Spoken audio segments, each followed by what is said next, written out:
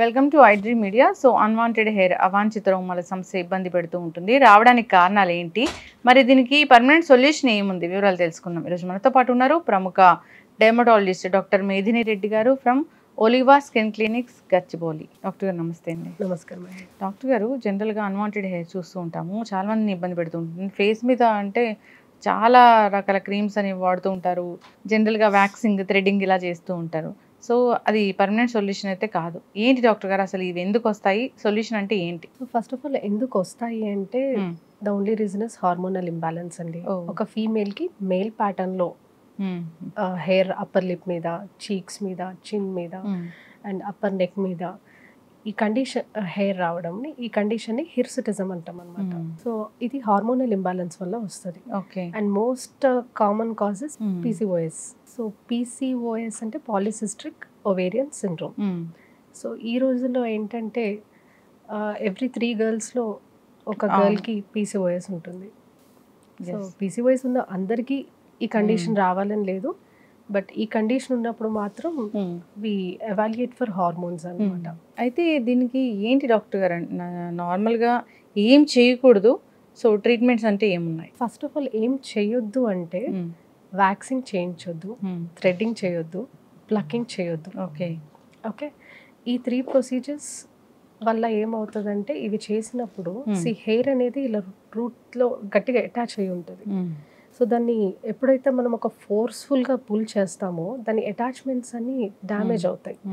So మనకు కనిపించదు బయటికి, హెయిర్ ఈజీగా వచ్చేస్తుంది, బట్ దాని లోపల డ్యామేజ్ జరుగుతుంది. ఎప్పుడైతే లోపల డ్యామేజ్ జరుగుతుందో అది రిపీటెడ్ డ్యామేజ్, అప్పుడు చిన్న పింపుల్స్ లాగా ఫామ్ అయిపోతుంటాయి కొంతమందికి. అవును, చాలా గరుకుగా కనిపిస్తుంది. గరుకుగా కనిపిస్తుంటుంది. That looks more abnormal. అంటే ఈ వ్యాక్సింగ్ కానీ థ్రెడ్డింగ్ కానీ ఇలా నార్మల్గా ఏం చేయకూడదు. ఎస్, అంటే డైరెక్ట్గా డాక్టర్ని సంప్రదించాల్సిందేనా ఇలాంటి ఇష్యూ ఉంటే? డెఫినెట్లీ అండి, ఎందుకంటే ఇది హార్మోనల్ ఇంబ్యాలెన్స్ వల్ల వస్తుంది కాబట్టి హార్మోన్స్ని కరెక్ట్ చేసుకోవడం కూడా ఇంపార్టెంట్ అనమాట. సో దీనికి ఉన్న treatment laser hair reduction, which is a very safe procedure and very painless procedure. Laser hair reduction procedure. So అంటే పీసీఓడి తగ్గాక ఇది చేయించుకోవాలా డాక్టర్ గారు, జనరల్గా ఎట్లయినా చేయించుకోవచ్చు అంటారు? సో 2 ప్యారలల్గా కూడా వెళ్ళొచ్చండి. లేజర్ హెయిర్ రిడక్షన్ చేసుకుంటూ పీసీఓఎస్ కరెక్షన్ చేసుకోవడం. ఈ డెర్మటాలజిస్ట్ దగ్గరికి వెళ్తే ఈ హార్మోన్ ఇంబ్యాలెన్స్ ని కూడా కరెక్ట్ చేస్తారా? హార్మోనల్ ఇంబ్యాలెన్స్ గురించి ఫస్ట్ అసలు టెస్ట్స్ చేస్తాం. ఓన్లీ పీసీఓఎస్ కాజ్ కాదండి. సో మన హార్మోన్స్, వేరే రకాల హార్మోన్స్ వల్ల కూడా ఇది అవ్వచ్చు. మోస్ట్ కామన్ కాజ్ ఇది, బట్ వేరే హార్మోన్స్ ని కూడా చూసుకుంటాం. సో పీసీఓఎస్ లో ఏమవుతుందంటే టెస్టోస్టిరాన్ అనేది ఫీమేల్స్ లో నార్మల్ గా ఉంటది, బట్ రైజ్ అవుతుంది. లెవెల్స్ రైజ్ అయినప్పుడు ఈ కండిషన్ వస్తుంటది అనమాట. చిన్న వయసులో కూడా మనం చూస్తూ ఉంటాం, అంటే ప్యూబర్టీ అనేది చిన్న వయసులో రావడము, దానివల్ల ఇది హార్మోన్ ఇంబ్యాలెన్స్ రావడము, సో ఇవి అన్వాంటెడ్ హెయిర్ అనేది రావడము, ఫేషియల్ హెయిర్ అనేది చూస్తూ ఉంటాం. అంటే వాళ్ళకి ఏం సజెస్ట్ చేస్తారు? క్రీమ్స్ ఏమైనా, లేదంటే ఈ ట్రీట్మెంట్కే వెళ్ళాల్సిన అవసరం ఉంటుందా? క్రీమ్ కూడా ఉంటుందండి, but it's a temporary thing. Cream use చేసినన్ని రోజులు ఆ హెయిర్ రాదు, అన్వాంటెడ్ హెయిర్. అంటే మీరు ఆ క్రీమ్ ఎక్కడ అప్లై చేస్తే అక్కడ రాదు, but laser is a permanent option. Permanent laser hair reduction అంటాం. అంటే దానికి ఏజ్ లిమిట్, అంటే ఈ ఏజ్ నుంచి చేయించుకోవచ్చు అట్లా ఏమైనా ఉంటుందా? So anyone above 16 years can get it done. Hormonal evaluation చేసుకుంటూ చేస్తాం. స్కిన్ డ్యామేజ్ అవ్వడము, అక్కడ స్కిన్ నల్లగా అవడం అట్లా ఏమైనా జరుగుతుందా డాక్టర్ గారు ఈ ట్రీట్మెంట్? సో ఇది ఓన్లీ హెయిర్ ని టార్గెట్ చేస్తుందండి. సో లేజర్ ఇక్కడ టార్గెట్ చేసేది ఏంటంటే అగైన్ మెలనిన్ ని. సో మెలనిన్ అనేది హెయిర్ లో ఉంటుంది. సో ఎంత థిక్ హెయిర్ అవుతే యాక్చువల్ గా అంత మంచి రెస్పాన్స్ ఉంటుంది లేజర్ హెయిర్ రిడక్షన్ కి.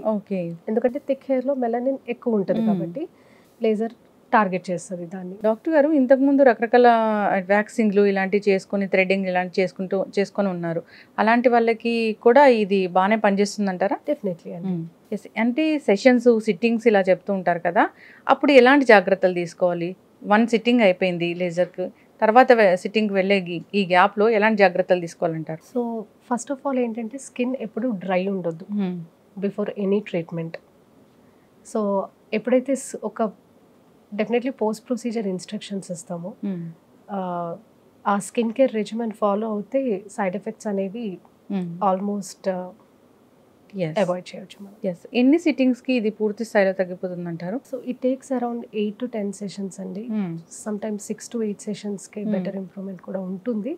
బట్ దెన్ ఆ కొంచెం అటు ఇటు ఆ 2 సెషన్స్ అటు ఇటు అనేది ఉంటుంది. ఎగ్జాక్ట్లీ 8 ఎగ్జాక్ట్లీ 6 అనేది కూడా మనం చెప్పలేం. Some times they need a maintenance sessions. Only ఈ ఫేషియల్ హెయిర్ ఇలాంటి వాటికి చాలా మంది హ్యాండ్స్ కున్న హెయిర్ జనరల్ గా లెగ్స్ ఇలాగా బాడీ మొత్తం కూడా చేయించుకుంటూ ఉంటారు లేజర్. అది సజెస్టబులేనా అసలు? డెఫినెట్లీ.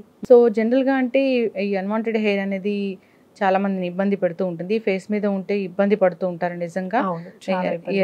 దానికి ట్రీట్మెంట్ ఏంటి? కాన్ఫిడెన్స్ లెవెల్స్ తగ్గిపోతాయి. నిజంగా దానికోసం ఏం చేయాలో అర్థం కాని పరిస్థితి కూడా చాలా మంది ఉంటుంది. ఇప్పుడు విలేజెస్ లో చాలా మందిని చూస్తూ ఉంటాము, లేజర్స్ ఉన్నాయా ఇలాంటివి తెలియక చాలా మంది ఇబ్బంది పడుతున్నారు. అలాంటి వాళ్ళు ఒకసారి కాంటాక్ట్ చేయాలని కోరుకుందాం. క్రీమ్స్ కూడా మీరు అన్నట్లు ఎవరైతే ఎఫర్ట్ చేయలేరో shaving is a better option. మామూలుగా మనం ఏమనుకుంటామంటే కామన్ గా షేవ్ చేస్తే థిక్ హెయిర్ ఇంకా థిక్ అయిపోతుంది అని అనుకుంటాము. బట్ దట్స్ రాంగ్ అండి.